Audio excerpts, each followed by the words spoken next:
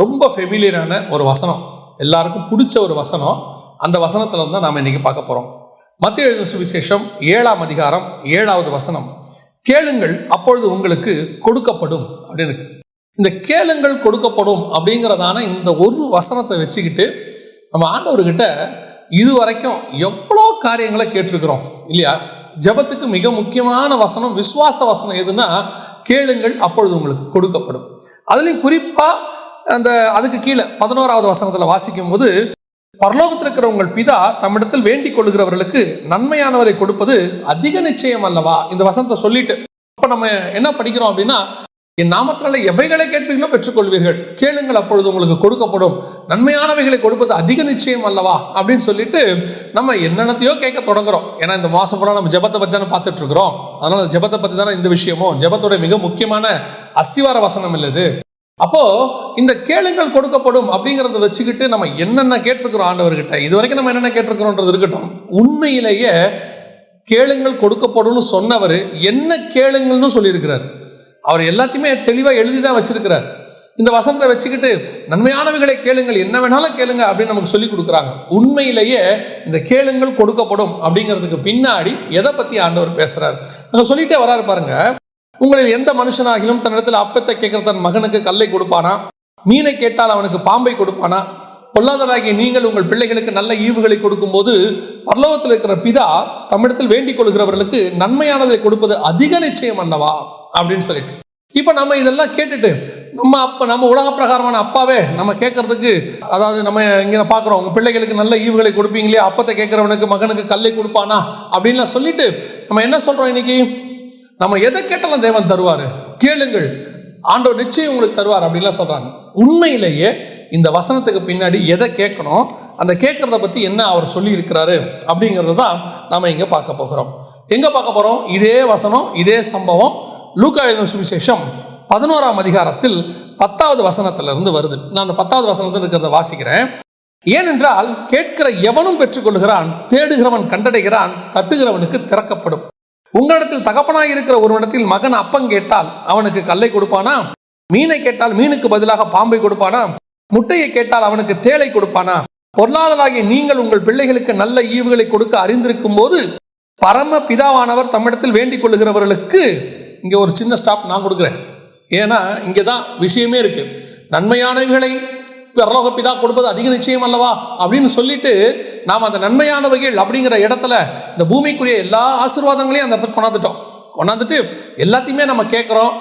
கிருபையா ஆண்டவர் சில காரியங்களையும் கொடுக்குறார், இல்லைன்னு நான் சொல்லலை. ஆனால் உண்மையிலேயே இந்த கேளுங்கள் தரப்படும் அப்படிங்கிறதுக்கு எதை கேட்க சொல்லியிருக்கிறாரு அப்படின்னா, கீழே பிதாவானவர் தம்மிடத்தில் வேண்டிக் கொள்ளுகிறவர்களுக்கு பரிசுத்த ஆவியை கொடுப்பது அதிக நிச்சயம் அல்லவா? லூக்கா எழுதின சுவிசேஷம் 11ஆம் அதிகாரம் 13வது வசனத்தில் இருக்கு. அப்ப கேளுங்கள் கொடுக்கப்படும் அப்படின்னது எதற்காக அப்படின்னா, பரிசுத்த ஆவிக்காக. ஏன் அப்படின்னு கேட்டீங்கன்னு சொன்னா, அதுக்கு முன்னாடி 2000 வருஷமா பரிசுத்தவான்கள், பழைய ஏற்பாட்டு பரிசுத்தவான்கள், நீதிமான்கள் அத்தனை பேர் இருந்தாலும், அவர்கள் தேவ ஆவியை பெற்றிருந்தாலும் அந்த பரிசுத்த ஆவியானவர் அவர்களுக்குள்ள தங்கி வாசம் பண்ணவில்லை, அவர்களை சகல சத்தியத்துக்குள்ள நடத்தவில்லை. காரணம், இயேசு கிறிஸ்துவினுடைய அந்த வெளிப்பாடு வந்தாதான் பரிசுத்த ஆவி வர முடியும். ஏன்னா இயேசுங்கிற நாமமே அவங்களுக்கு கிடையாது. அதனாலதான் வசனம் சொல்லுது, அவர்கள் நம்மை அல்லாமல் பூர்ணராகாதபடிக்கு விசேஷித்த நன்மையான ஈவை நமக்கு ஆண்டவர் வச்சிருந்தார். நன்மையானது ஒன்றை நமக்கு ஆண்டவர் வச்சிருந்தார். எது? இந்த பரிசுத்த ஆவியானவர். எதை கேட்கணும்? வசனம் தெளிவா சொல்லுது, நீங்கள் பரிசுத்த ஆவியை கேட்டால் பிதா கொடுப்பது அதிக நிச்சயம் அல்லவா? அப்போ அதுக்கு முன்னாடி உள்ளவங்க எல்லாம் என்ன கேட்டாங்க? ஆபிரகாம்ல இருந்து எல்லாருமே என்னதான் கேட்டாங்க? நீங்க நல்லா எடுத்துக்கொண்டு பாருங்க. ஆபிரகாம் தனக்கு பிள்ளை இல்லையே அப்படின்னு சொல்லி கேட்டார். அப்புறம் இந்த தேசத்தை நான் எதனால் சுதந்திரத்துக் கொள்ளுவேன் அப்படின்னு கேட்டார். அதுக்கப்புறம் ஈசாக்கு துறவை தோண்டும் போது அவர் வேண்டிக் கொண்டார், துறவை பத்தி பேசுறார். யாக்கோபு மீண்டும் இந்த தேசத்துக்கு என்னை கொண்டு வந்தால் அவர் அதை பத்தி தான் பேசுறார். நீங்க எல்லாத்தையும் பாருங்க, இந்த பூமிக்கு ஒரு பத்தி பேசுவாங்க.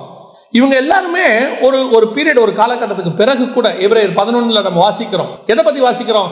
அவர்கள் தெளிவா வசனம் சொல்றது, இதையெல்லாம் இதிலும் மேன்மையான பரமதேசத்தை அவர்கள் விரும்பினார்கள்.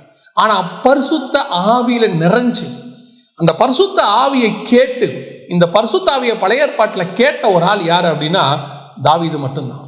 இந்த தாவீது அந்த பரிசுத்த ஆவியை இழந்து போக விரும்பல. இப்ப சிம்சோனுக்கு ஆவியானவர் வந்துட்டு போறாரு, அவருக்கு அது ஒரு பெரிய விஷயமா தரல. இப்போ தானியலா இருக்கட்டும், யோசேப்பா இருக்கட்டும், அவங்க வெளிப்பாடுகளை கொடுக்குறாங்க. அந்த சொப்பனத்துக்கு வெளிப்பாடுகள் கொடுக்கும்போது தேவ ஆவியை பெற்ற மனுஷன் அவங்க பேர் வாங்குறாங்க. ஆனா இந்த பரிசுத்த ஆவி தங்கி, இப்போ எசேக்கியேல் எடுத்துக்கொள்ளுங்களேன், வசனம் தெளிவா சொல்லுது, ஆவியானவர் என்னை தலைமயிரை பிடித்து கொண்டு போனார்னு இருக்கு. இப்போ இதெல்லாம் நடக்கிற காலத்துல இந்த பரிசுத்த ஆவி உங்களுக்கும் எனக்கும் கூடவே வந்து வாசம் பண்ணணும். அவங்களுக்கெல்லாம் வந்துட்டு போவார், ஆனா நமக்கு கூடவே இருப்பார். ஏன்?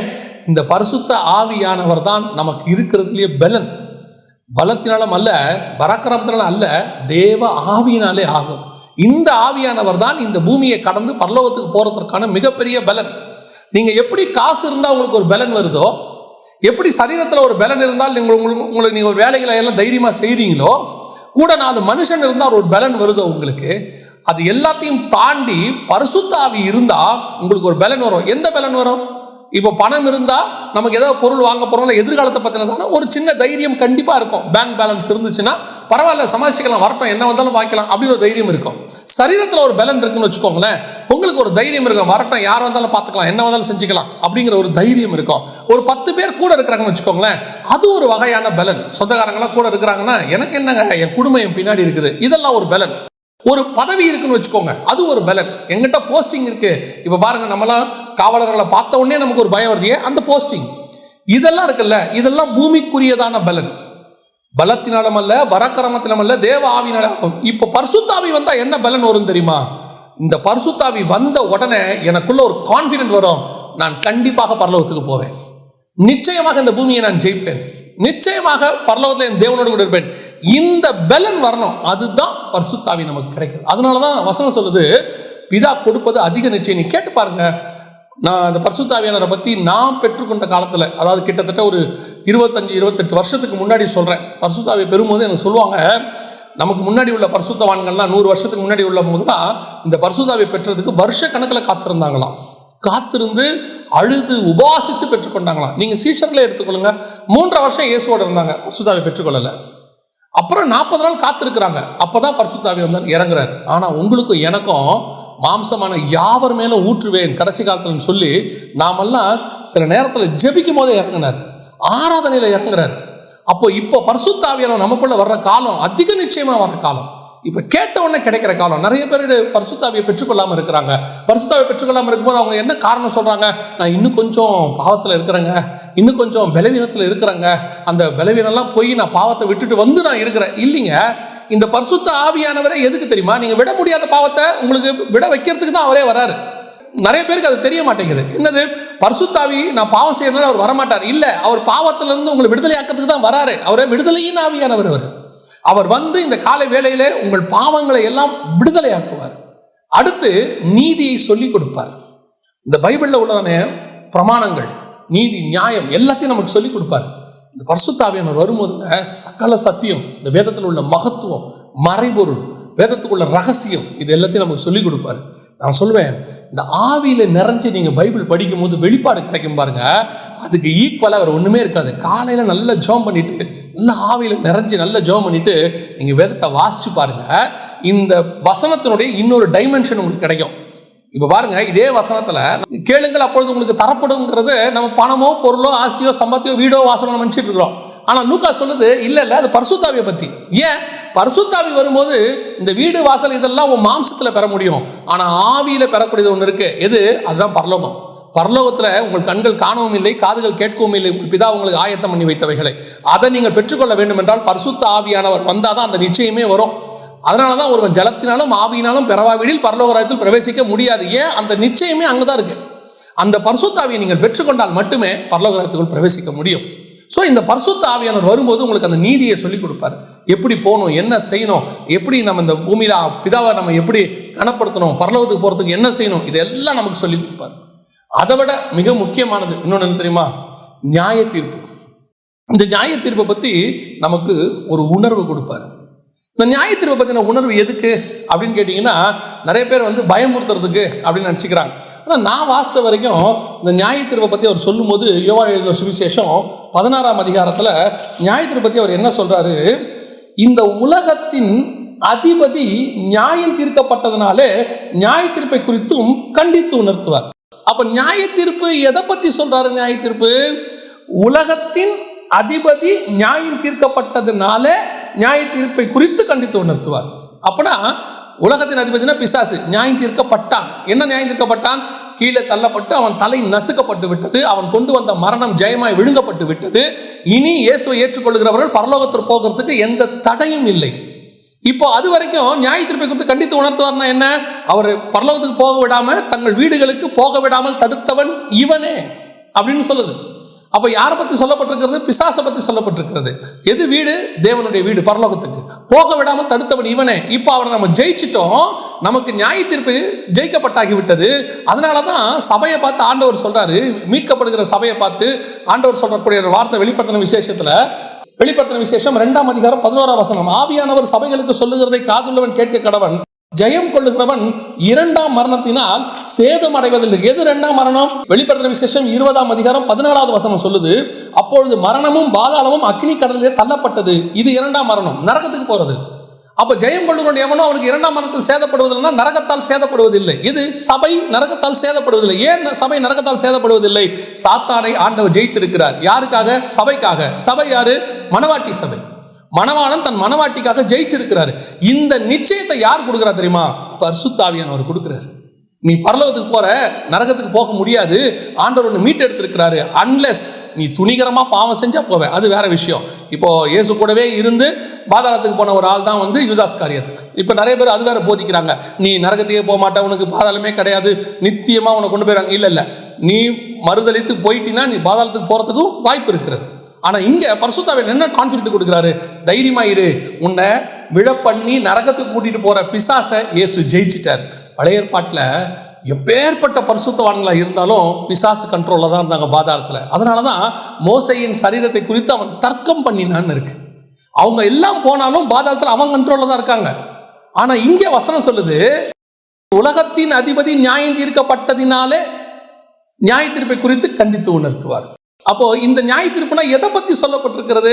நம்ம நியாயம் தீர்க்கப்படுறத பத்தியா? இல்ல, அவன் நியாயம் தீர்க்கப்பட்டா உனக்கு பாதாள நரகத்தை ஜெயிக்கிறதுக்கு வல்லமை கொடுத்தாச்சு, தைரியமா பரலோகத்துக்கு வான ஆண்டவர் சொல்ல. இந்த கான்பிடென்ட் பழைய ஏற்பாட்டு பரிசுத்தவங்களுக்கு யாருக்குமே கிடையாது.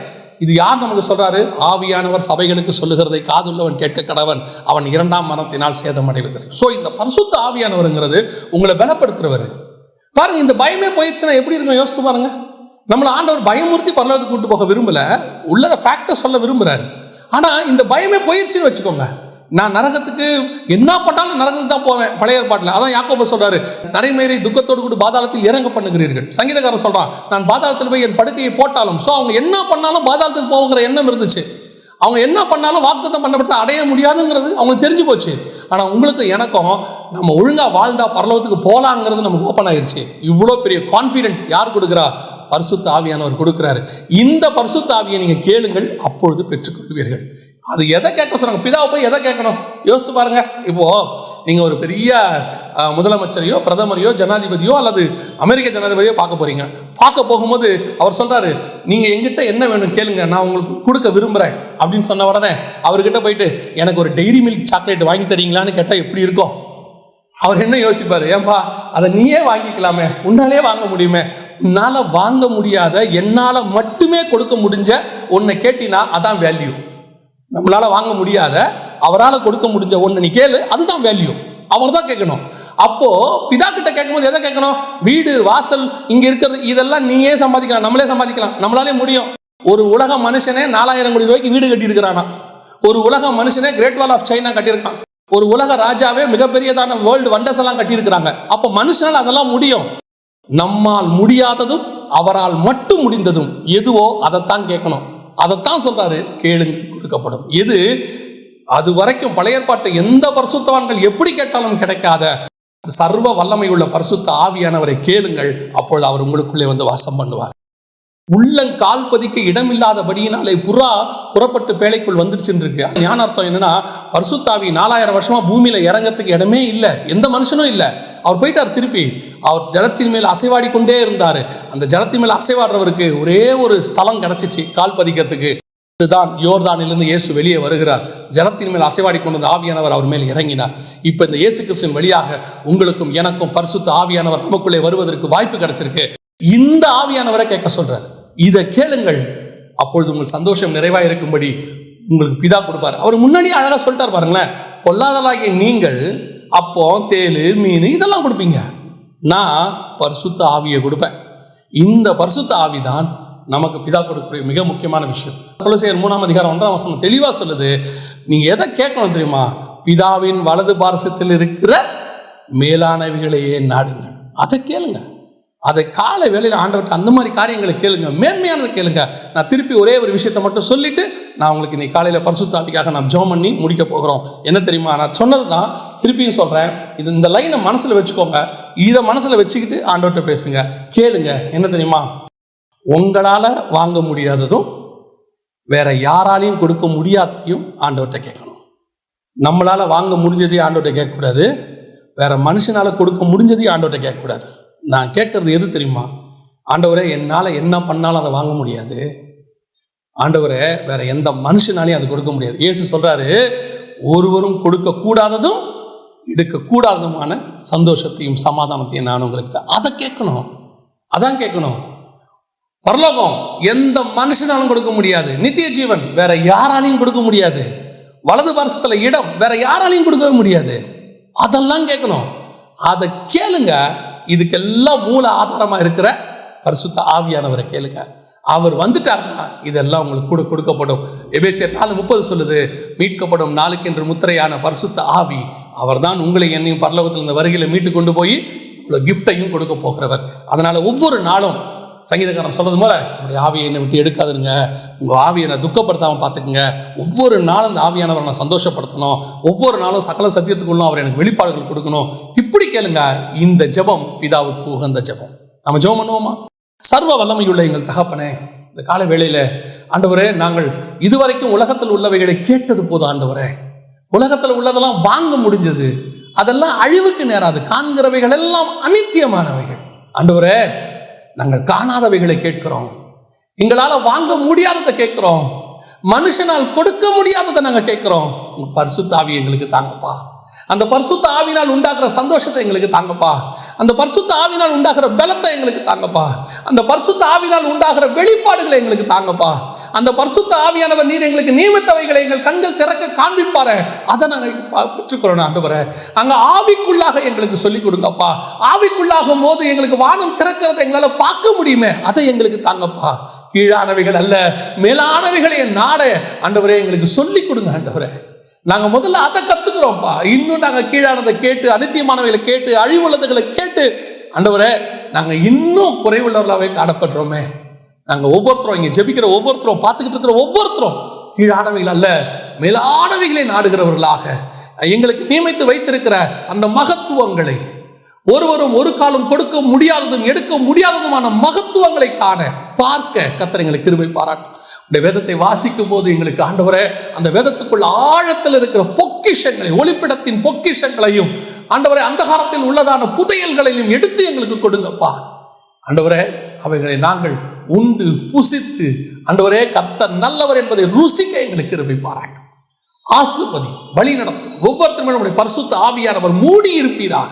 உச்சம் தலை முதல் உள்ள கால் வரைக்கும் இந்த காலை வேளையில பரிசுத்த ஆவியானவர் ஒவ்வொரு மேலும் இறங்கி வருவீராக. ஆண்டவரே, வாஞ்சியம் தவணமுள்ள ஆத்துமாக்களை நிரப்புவேன் என்று சொன்ன எங்கள் ஆவியானவர் ஆண்டவரே, இந்த காலை வேளையில ஒவ்வொருத்தரையும் நிரப்பும்படி நாங்கள் ஜெபிக்கிறோம். மகிமை மூடட்டும். ஆசீர்வதியும் இயேசுவின் நாமத்தில் பிதாவே, ஆமென்.